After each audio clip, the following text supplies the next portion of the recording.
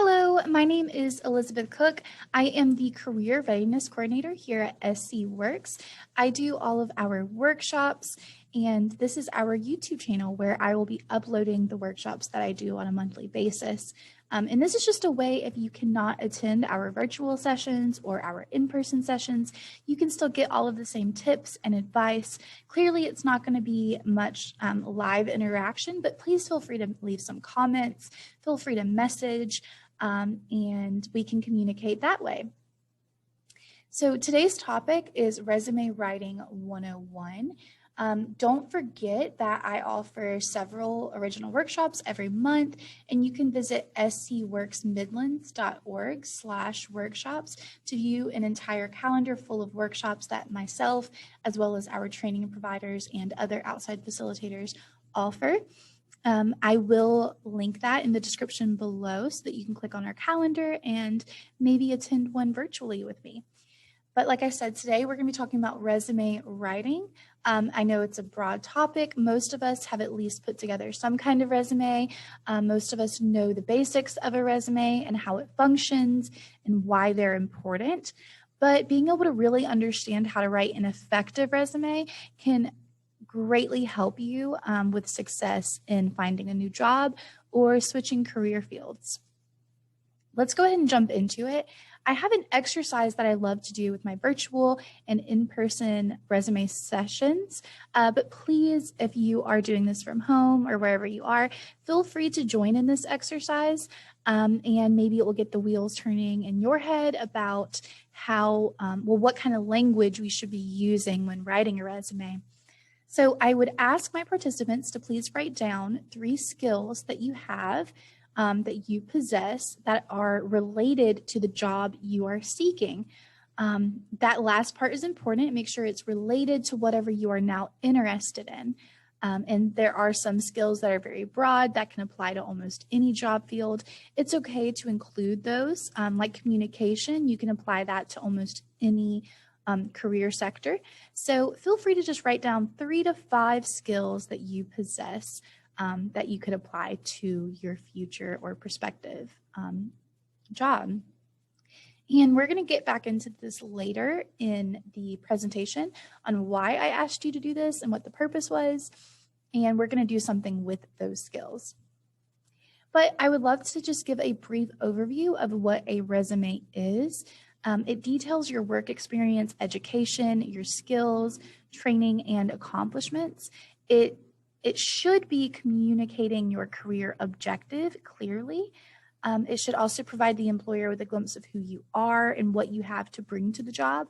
And like I mentioned earlier, a resume is an advertisement for you. So why are you the perfect candidate for this position?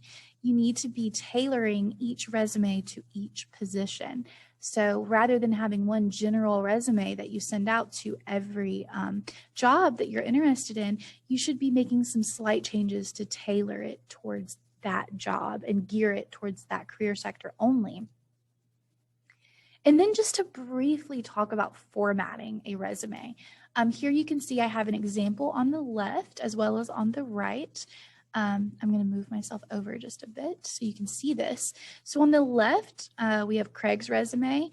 As you can see, the formatting is a bit off, meaning that everything is in the middle, nothing is indented left or right. Everything is just in the middle, justified. So this can be kind of an issue because now we have all of this random white space on each side. It's not as easy for our eye to follow. As you can see, the bullet points go in and out. Our eye cannot go in a straight line to read this resume. I would say having those bolded titles for each section is wonderful.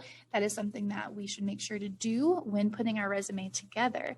But just the formatting on this is a little bit messy, and it may instantly be rejected by a prospective employer because having a messier resume, it's not very put together.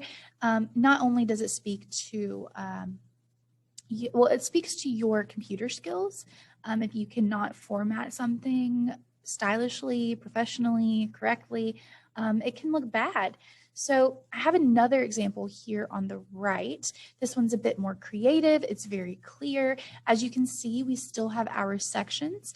it is a bit blurry, but you can see that we have our, education section, skills section.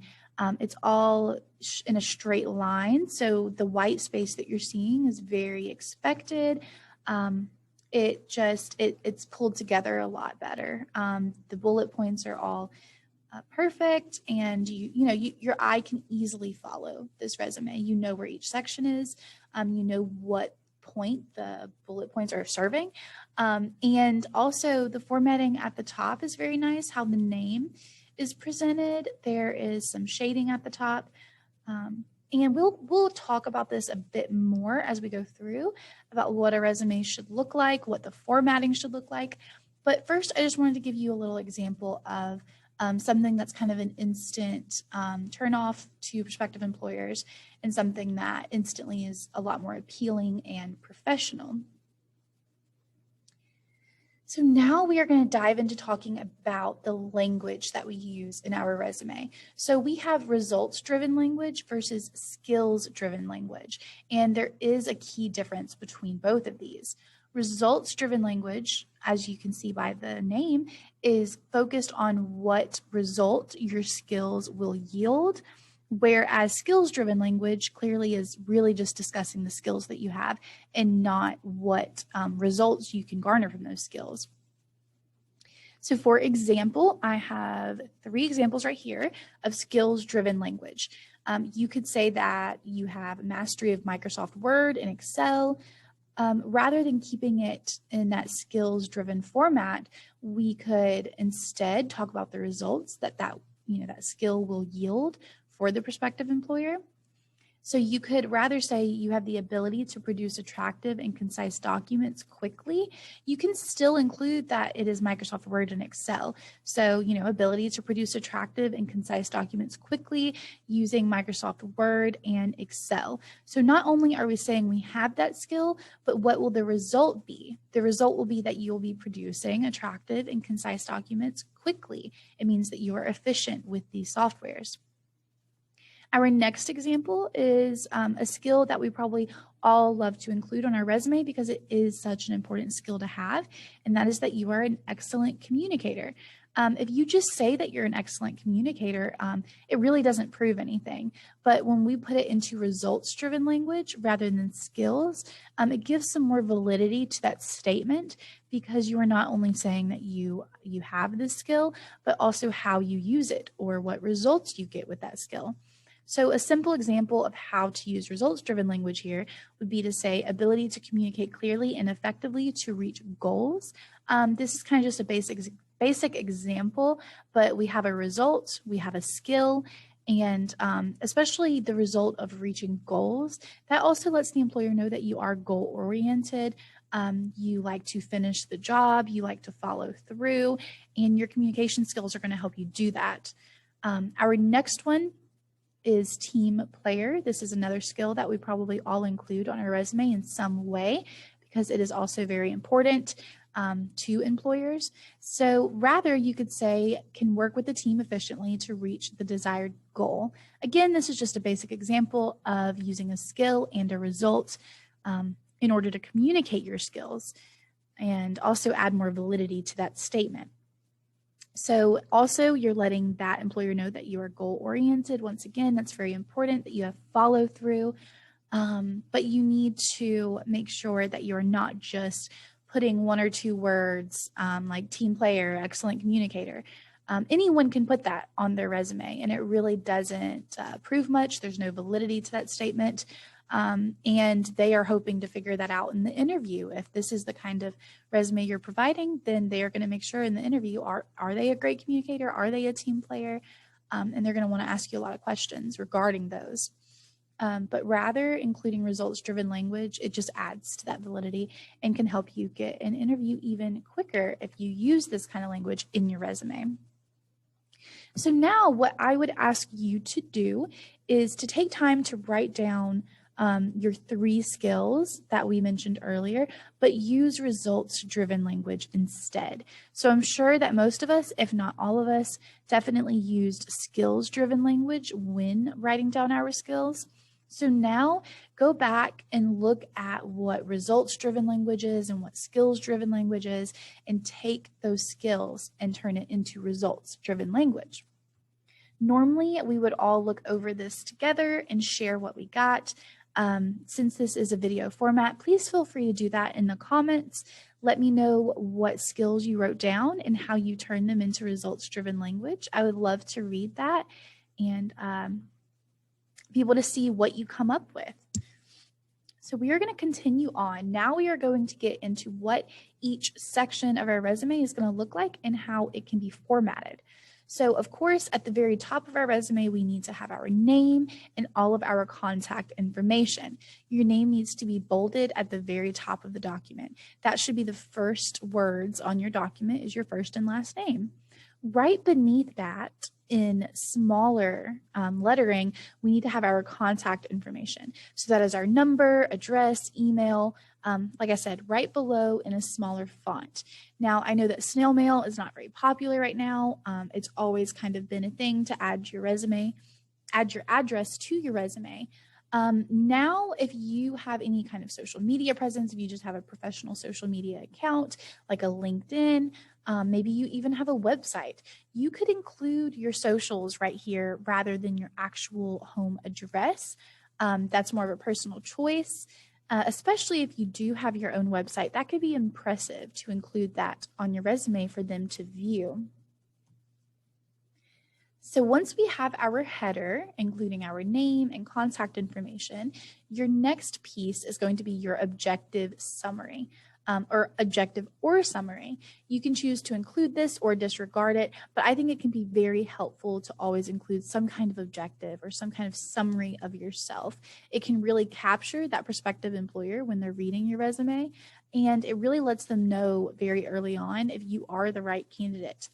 So your objective is a glimpse into who you are and what specifically you are seeking. So think of it as you're pitching yourself to a company. It's an elevator pitch.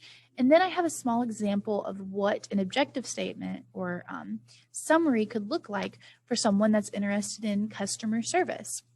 And I will read this example.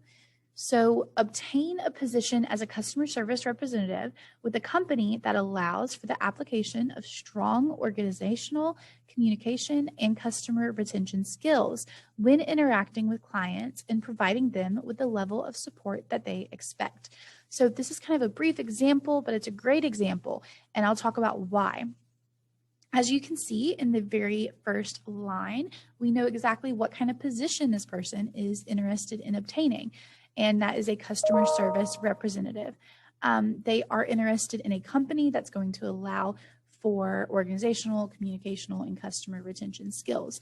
That was just a way to highlight some of their very important skills and let that prospective employer know that they do have these skills. And then also adding the detail of when interacting with clients and providing them with the level of support they expect. That's kind of letting them know why you're interested, what you're interested in doing for that company. And that's why this is a great example of an objective or summary statement. So if anyone wants to pause this video and take time to really think about, okay, what are you looking for? What skills can I highlight here? What do I want them to know that I can bring to the table? Maybe do some brainstorming, write it all down, and try to piece it together in one very clear statement. I would say try to keep your objective or summary statement 3 sentences or below. As you can see, this is just 1 sentence, and it really hit on everything that was most important. So feel free to use this format. Also, remember that every section of our resume is going to have a title. So you can either title this objective, objective statement, or summary. That is completely up to you, but make sure that the title is above it in bold and larger letters than your actual summary. Once you have your summary or objective statement put together, you're going to move on to including your experience. Now, experience and education may come, experience may come first in your resume, education may come first. It really depends on your situation and which one you would like to highlight more. Let's say you are a recent college graduate with little to no work experience. That means that you are really going to highlight your education. So you may want to include your education first on your resume before delving into your experience. But here's an example of how we will format our experience section and what kind of information to include here. So we have experience titled at the top. You can also title this professional experience, related experience, or just experience. And then you want to only include what is most recent and relevant to the position that you're interested in. You want to list the organization. As you can see in our example, the organization name is Outlet. And then you want to include the location. As you can see, Tampa, Florida. What position did you hold for that company? This person held an audit intern position. And then do not forget to also include the dates that you worked for this company. I would try to include the month and year. You do not have to include the exact day. Sometimes that can be difficult to remember, but definitely the month and year from when you began and when you left that position. Also, this is another place to continue using that results-driven language that we discussed earlier.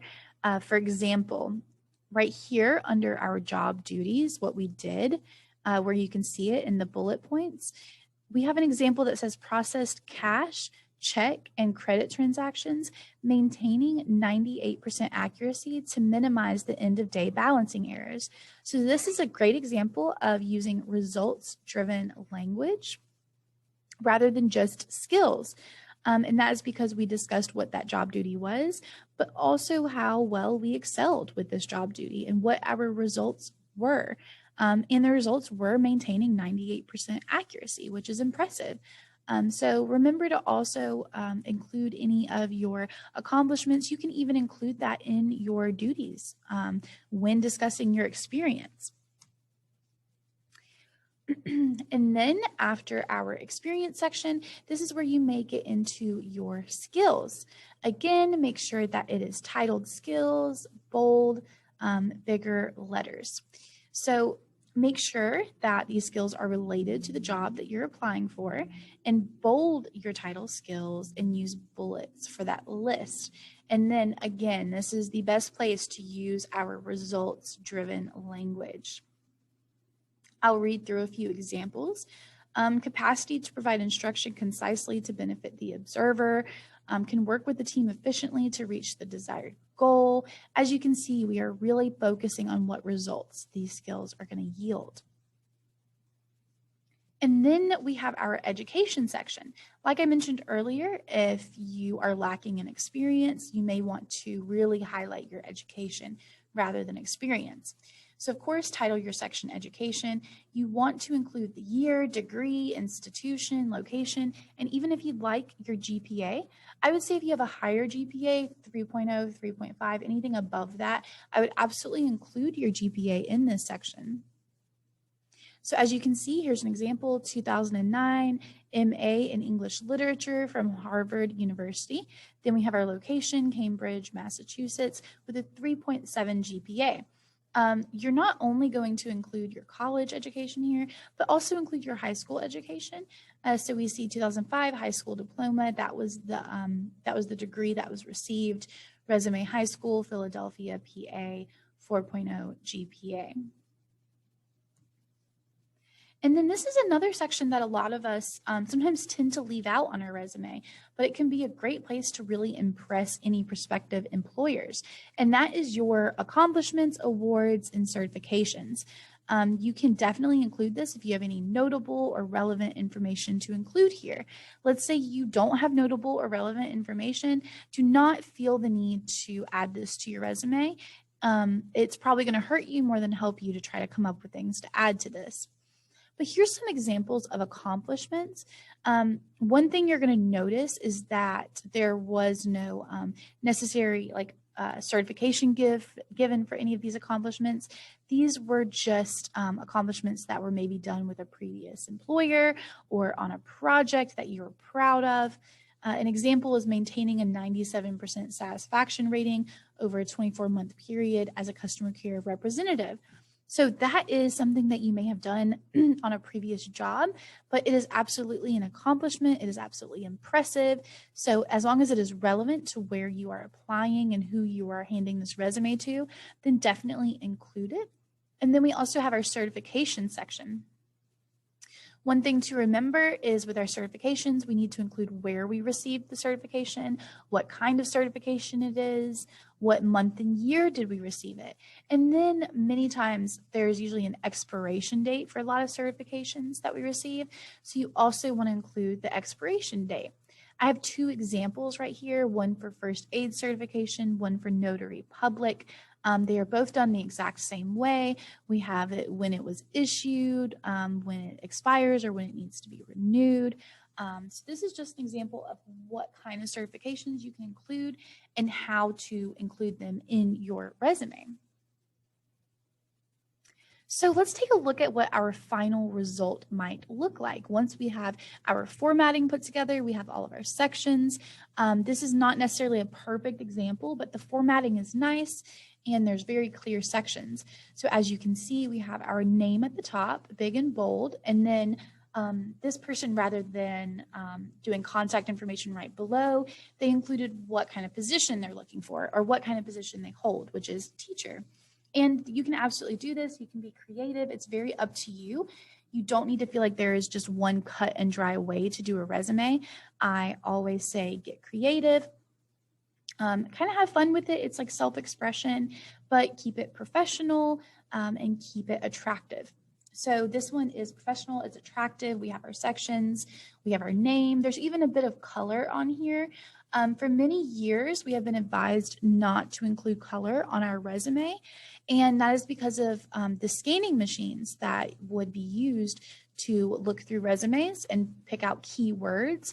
If there was too much color on a resume, it may not pick up all the words, but we are past that. Feel free to include color. Maybe just pick one color to incorporate into small places in your resume, like a blue or red. As you can see, Rachel Scott is kind of like an orange color, and that continues on throughout the rest of the resume. We have our summary statement, experience, education. We even have a projects section. That's a great example of something that's really personal to you or catered towards you. If you have worked on a project that you may be proud of, absolutely include that. What kind of project was it? What position did you hold? And maybe a couple of bullet points explaining what you did on that project. And then we have our contact information. We have a list of skills. Like I said, this is not necessarily a perfect example because our skills are very cut and dry here. There is no results-driven language. So be sure that when you are putting your resume together, you are using that language that I mentioned today. And then this is an interesting piece. We also have our languages, the different languages that Rachel Scott knows and what level she knows them. As you can see, English has 4 boxes out of 5, French has 3. So this is just a little rating scale to say how well you know languages. And you can incorporate this kind of format for several things in your resume. Let's say you want to include all of the softwares that you are that you're familiar with.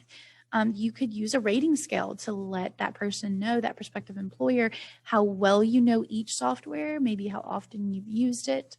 And then we also have our awards section.